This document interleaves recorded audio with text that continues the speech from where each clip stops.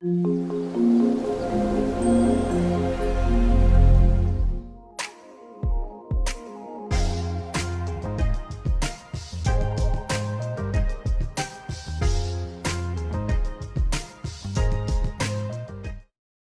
यहां पर सारी अप्रोच, सारे के सारे इनबाउंड के जितने तरीके हो सकते हैं ईबीएस के हमने डिस्कस किए। अब कोरिलेट भी करेंगे और फ्यूजन की तरफ बढ़ेंगे, क्योंकि हम मेजरली फोकस कर रहे हैं अपना किसके ऊपर, फ्यूजन के ऊपर, कि भाई फ्यूजन के अंदर कितने तरीके के इनबाउंड इंटरफेस या कितनी अप्रोच हो सकती है। बिना टाइम वेस्ट किए आगे बढ़ते हैं फ्यूजन की तरफ। देखिए दोस्तों, फ्यूजन के अंदर, फ्यूजन मेरा डेटाबेस है क्लाउड के ऊपर, वहां पर अलग तरीके का स्ट्रक्चर अलग अलग कंपनी के लिए हो सकता है। क्यों हो सकता है वो भी समझते हैं। अगर किसी कंपनी में कोई कस्टमाइजेशन नहीं है, वो सीधे सीधे ओरेकल के द्वारा प्रोवाइडेड जो सीडेड फंक्शनैलिटी है उसी के हिसाब से उस कंपनी का अगर बिजनेस है, तो वो केवल और केवल software as a service SaaS का जो लाइसेंस है वो लेंगे और सेस पे डायरेक्टली अपना काम करेंगे। दूसरा, जहां पर बहुत ज़्यादा कस्टमाइजेशन है या बहुत ज़्यादा चीज़ें ऐसी हैं जो कस्टम मॉड्यूल के हिसाब से डेवलप्ड है, तो वहां पर स्ट्रक्चर एकदम अलग हो सकता है। हम यहाँ स्ट्रक्चर की बात डिटेल में नहीं करेंगे। तो यहाँ पे बात करने वाले अप्रोच की, क्यों मैंने यहाँ पर दो आपको तरीके बताए कि सेस हो सकता है और सेस के अलावा पैस भी हो सकता है और सेस दोनों हो सकते हैं। क्यों? क्योंकि जितनी भी अप्रोच आपको नीचे दिख रही है 1 से लेके 5 तक की सारी अप्रोच अलग अलग तरीके से मेरी काम करती है, बेस्ड ऑन सेस और बेस्ड ऑन पैस एंड सेस, राइट। कैसे? फर्स्ट अप्रोच की बात करते हैं। फर्स्ट अप्रोच क्या है मेरी? सबसे पहली अप्रोच है मेरी एफबीडीआई। एफबीडीआई क्या है? क्योंकि जो मेरे भाई लोग नई टर्म पढ़ रहे हैं फ्यूजन के लिए उनको जानना जरूरी है। फाइल बेस्ड डेटा इंपोर्ट, ये तो फुल फॉर्म है, समझ में तो कुछ भी नहीं आया कि एफबीडीआई क्या है। भाई एफबीडीआई है मेरी ओरेकल के द्वारा, ध्यान से समझना दोस्तों, कुछ टर्मोलॉजी देखो है वही, स्टैंडर्ड एपीआईज और इंटरफेस की मिली जुली है वही, बट समझना कैसे है वो जरा ध्यान देने वाली चीज है। एफबीडीआई का मतलब है कि ओरेकल के द्वारा प्रोवाइडेड स्टैंडर्ड टेम्पलेट है, ओरेकल के स्टैंडर्ड टेम्पलेट है हर एक मॉड्यूल्स के लिए, हर एक एक्टिविटी के लिए जो भी अवेलेबल है। उस केस में एफबीडीआई मेरा एक टेम्पलेट है जिसको मैं डाउनलोड करता हूं अपने सिस्टम पर, ठीक है। एक एक्सेल फाइल डाउनलोड होती है, सीएसवी फाइल डाउनलोड होती है एफबीडीआई के केस में, तो समझ लेते हैं। तो टर्म यहाँ पे जो है एफबीडीआई है दोस्तों, एफबीडीआई के अंदर ओरेकल की साइट पर जाकर, अब की ओरेकल ने सब कुछ ऑनलाइन कर दिया है, गूगल की हेल्प लेके ओरेकल के स्टैंडर्ड एफबीडीआई टेम्पलेट्स को डाउनलोड कर सकते हैं। डाउनलोड करना मैं इजीली सिखाऊंगा आपको। एफबीडीआई एक अप्रोच हो सकती है जिसको यूज करके एफबीडीआई टेम्पलेट में मैं डेटा बनाता हूं, फिर उससे सीएसवी जनरेट करता हूं, फिर उससे एक जिप बनाता हूं, फिर उसको एक यूसीएम सर्वर पे रखता हूं, फिर अपने डेटा को यूसीएम सर्वर से इंटरफेस, देखिए यहां से मेरा सेम कोरिलेट होता है पुराने वाले सीन में जैसा वेब एडीआई के केस में होता था कि web ADI without using interface और एपीआई काम नहीं कर सकती है। बिल्कुल उसी तरीके से जब मैंने एफबीडीआई अपनी बना ली, यूसीएम सर्वर पर अपलोड कर दी, तो विदाउट यूजिंग इंटरफेस ये डायरेक्टली मेरी सिस्टम को हिट नहीं कर सकती है। तो एफबीडीआई के केस में मैं अपने इंटरफेस पर डेटा लेके जाता हूं, फिर अपने स्टैंडर्ड इंपोर्ट प्रोग्राम चलाता हूं और वो डेटा मेरी बेस टेबल में चला जाता है। ठीक है दोस्तों, तो एफबीडीआई बेसिकली क्या है, मोटा मोटी समझ लेते हैं।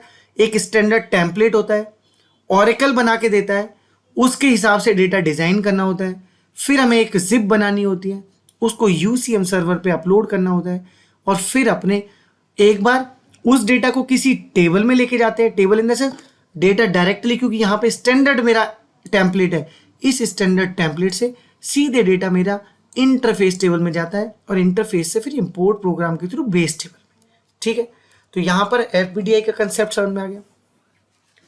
एडीएफडीआई, एडीएफ डेस्कटॉप इंटीग्रेटर, देखिए ये क्या है, इसको भी समझ लेते हैं।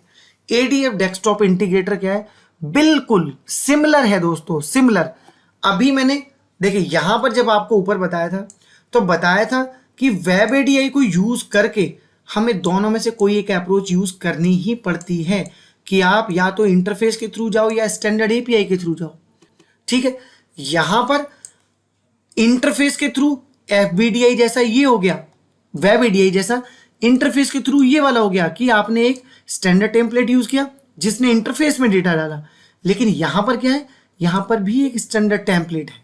ठीक है, यहां पर ये स्टैंडर्ड टेम्पलेट डाउनलोड किया, डेटा बनाया, सिंपली अपलोड पे क्लिक किया, तो बाय यूजिंग ये क्या करता है, ये मेरी स्टैंडर्ड एपीआई, जो भी ओरेकल फ्यूजन की स्टैंडर्ड एपीआई है उसको यूज करके डायरेक्टली बेस टेबल में हिट मारता है।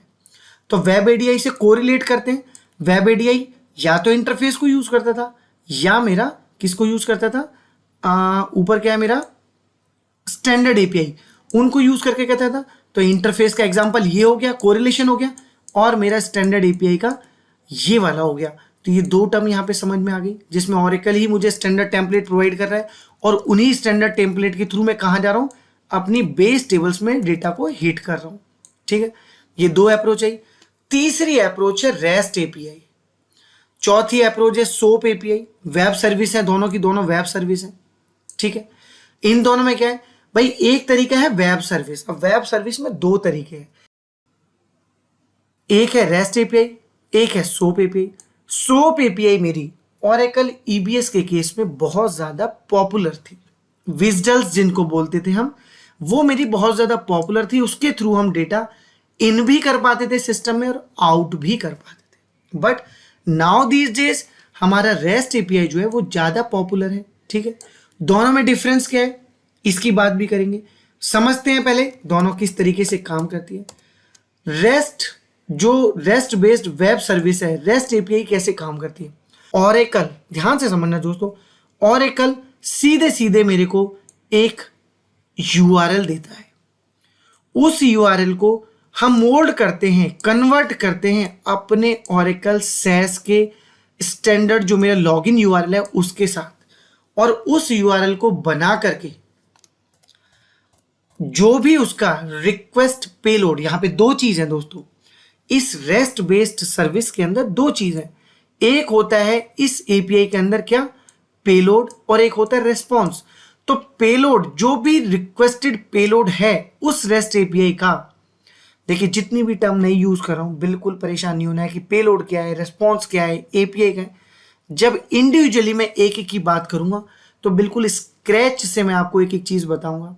अभी बस समझते हैं कि कितने अप्रोचेस मेरे पास हैं, क्योंकि कोई इंटरव्यू में भी क्वेश्चन पूछे तो इजीली आप बता सकोगे भाई इतने अप्रोच हैं मेरे पास।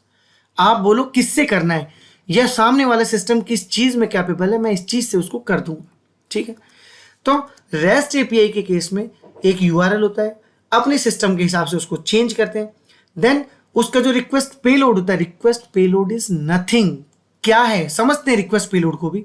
रिक्वेस्ट पेलोड होता है कि किसी भी, अगर मैं स्टैंडर्ड एपीआई भी यूज करता हूं या अपने इंटरफेस में भी डेटा डालता हूं, तो मेरे को ये पता होता है कि मिनिमम कौन कौन से वो फील्ड्स हैं जिनके अंदर मुझे कम से कम वो वैल्यूज पास करनी है, जिनके हिसाब से मेरी डेटा मेरे बेस टेबल को हिट कर जाएगा। तो वो मिनिमम फील्ड्स की वैल्यू या पैरामीटर्स की वैल्यू जिनको पास करने से मैं अपने बेस टेबल को हिट कर पाऊं by using below methods, get, post, put, delete या पैच। इनमें से किसी भी मेथड को यूज करके उन मिनिमम फील्ड्स की वैल्यू पास करके मैं अपना रिक्वेस्ट पेलोड बनाता हूं। रिक्वेस्ट पेलोड होता है सेट ऑफ इंफॉर्मेशन या सेट ऑफ लाइंस का कोड जो जेसोन में लिखा रहता है, और उसको मैं पास करता हूं कहां पर, अपनी किसके थ्रू, मेरे पास देखिए डिटेल में नहीं जाएंगे, मेरे पास या तो क्या होता है, पोस्टमैन मेरा एक एप्लीकेशन है जिसको यूज करके मैं इस यूआरएल को वहां पास करके इन मेथड को यूज करके मिनिमम रिक्वायरमेंट को पास करके जो भी मेरे मिनिमम रिक्वायर्ड फील्ड है उनकी वैल्यूज को पास करके सीधे बेस टेबल को हिट कर सकता हूं। तो ये रेस्ट एपीआई करती है मेरी, जिसमें कोई इमीडिएटर मेरे को या तो ऐप चाहिए होता है, अगर मैं लोकली अपने सिस्टम से कुछ टेस्ट कर रहा हूं तो मुझे अपना पोस्टमैन जैसा कोई एक एप्लीकेशन चाहिए होता है, अदरवाइज जो काम पोस्टमैन कर रहा है वो काम मेरा जब मैं सिस्टम पर लाइव करूंगा या ऑटोमेट करूंगा तो कोई अदर सिस्टम करेगा या कोई मिडिल वेयर करेगा, राइट। टेस्टिंग के लिए हम पोस्टमैन को यूज करते हैं। तो रेस्ट एपीआई यहाँ पे क्लियर हो गया कि एक यूआरएल होता है, उसके अंदर डिफरेंट मेथड्स होते हैं। मेथड्स मुझे बताने होते हैं कि किस मेथड के थ्रू मैं कर रहा हूँ। इन मेथड्स का क्या मतलब होता है डिटेल में जरूर बात करेंगे, अभी नहीं कर रहे हैं, ठीक है दोस्तों। तो रेस्ट एपीआई के लिए सोप एपीआई के केस में भी दोस्तों एक यूआरएल होता है मेरे पास। उस यूआरएल को यूज करके किसी एक टूल को यूज करके सोप यूआई वाले टूल को यूज करके, यहां पे कौन सा टूल आया, यहां पे आया पोस्टमैन। यहां पे कौन सा टूल है, यहां पर है सोप यूआई वाले टूल को यूज करके मेरे को यहां पर सेम बिल्कुल इसी तरीके से सबसे पहले तो सेम जब मैं इसको अपलोड करूंगा या हिट करूंगा या रन करूंगा तो ये भी directly same as rest API के थ्रू मेरी बेस टेबल को हिट करेगी, ठीक है। लेकिन डिफरेंस क्या है दोनों के अंदर वो समझ लेते हैं। यहां पे भी यूआरएल है, यहां पे भी यूआरएल है। ये भी बेस टेबल को डायरेक्ट हिट करेगी without using interface and all. ये भी बेस टेबल को डायरेक्टली हिट करेगी without using interface and all. But difference क्या है, डिफरेंस इज कि यहां पर मुझे मेथड बताना पड़ता है, यहां पर मुझे मेथड बताना पड़ता है। लेकिन इस केस में मेथड नहीं बताना पड़ता। क्यों? क्योंकि यहां पे क्लियरली बताया जाता है कि अगर क्रिएट सप्लायर की मैं अपनी सोप का जो रिक्वेस्ट है या सोप की जो फंक्शन है उसको यूज कर रहा हूं क्रिएट सप्लायर का, तो वो क्रिएट ही करेगी सप्लायर को। वो ना तो डेटा फैच करके लाएगी, रेस्पॉन्स जरूर देगी आपको, वो इसके अलावा कुछ नहीं करेगी। बट यहां पर मुझे अपनी एपीआई के अंदर मेथड बताना पड़ता है कि गेट है कि पोस्ट है कि पुट है या कौन सा है, ठीक है। तो यहां पर कोई भी मेथड नहीं बताना पड़ता। ये मेरा डिफरेंस है दोनों के बीच में, सोप यूआई और रेस्ट एपीआई के बीच। लास्ट है मेरा FBL। ये क्या चीज है इसको भी समझ लेते हैं। ये भी दोस्तों कुछ इसी तरीके से है, कुछ कि भाई एक कोई आपने CSV फॉर्मेट में डेटा बना लिया, अपना किसी फॉर्मेट में एक्सेल में CSV में एक डेटा बना लिया। अब बनाने के बाद क्या किया, बनाने के बाद में उस फाइल का डेटा किसी भी तरीके से मुझे लेके जाना है अपनी डेटाबेस की किसी स्टेजिंग टेबल में, ठीक है दोस्तों। यहां पर क्या हो रहा है, यहां पर स्टेजिंग टेबल कहीं सीन में नहीं आ रहा है। आप गौर करो, यहां पे भी एक एक्सेल है CSV, यहां पे भी एक CSV और यहां पे भी एक CSV है। बट डिफरेंस इज ये डायरेक्टली हिट कर रहा है किसको, मेरे इंटरफेस को। ये डायरेक्टली हिट कर रहा है मेरे बेस टेबल को। ये डायरेक्टली हिट कहीं नहीं कर रहा है, ये जा रहा है पहले एक किसी कस्टम टेबल में। और कस्टम टेबल में कैसे जा रहा है, कस्टम टेबल में जा रहा है बाय यूजिंग कंट्रोल फाइल। मैं इसका एक कंट्रोल फाइल का मेथड लिखूंगा और उस कंट्रोल फाइल के मेथड को यूज करा के मैं सीधे इस डेटा को किसी एक स्टेजिंग टेबल में लेके आता हूं। यहां तक कोई डाउट नहीं। स्टेजिंग टेबल के बाद आपका चॉइस है कि आप उसको इंटरफेस में डालिए, जो इंटरफेस है आपके पास, या आप सीधे किसी स्टैंडर्ड मेरी एपीआई को यूज करके डायरेक्टली मेरे बेस टेबल में हिट करके, आपका कॉल है।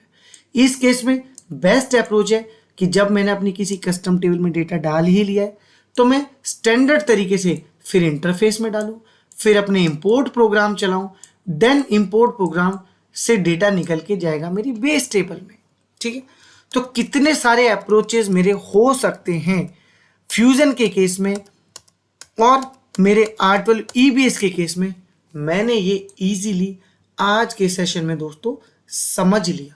साथ में क्या समझा, साथ में समझा कि इंटरफेस क्या होता है, किस तरीके से कितने टाइप के इंटरफेस डिजाइन किए जा सकते हैं, क्या उनका मीनिंग होता है। तो बेसिकली जो सबसे इंपॉर्टेंट पॉइंट है वो है अप्रोचेस। कितनी अप्रोचेस मेरे पास अवेलेबल हैं, किस किस तरीके से, इसकी बात हम ऑलरेडी कर चुके हैं पहले के वीडियोस में। अभी आगे के सेशंस आपको कंटिन्यूअसली सीक्वेंस में जरूर देखने, जहां पर सीक्वेंस में हम पहले FBDI देखेंगे, फिर ADFDI देखेंगे, फिर हम रेस्ट APIs देखेंगे फॉर डिफरेंट पर्पजेस, फिर हम सोप API देखेंगे डिफरेंट पर्पजेस, फिर हम FBL का अप्रोच भी देखेंगे। तो हर एक अप्रोच को किस तरीके से यूज कर सकते हैं ऑरेकल फ्यूजन के केस में, आगे की वीडियोस में सब सीक्वेंशियली आपको ये सब देखते रहना है, समझना है, प्रैक्टिस भी करनी है, राइट दोस्तों। सो मेरी छोटी सी इंफॉर्मेशन अगर आज आपको समझ में आई हो, आपको इसने बेटर पिक्चर क्लियर की हो।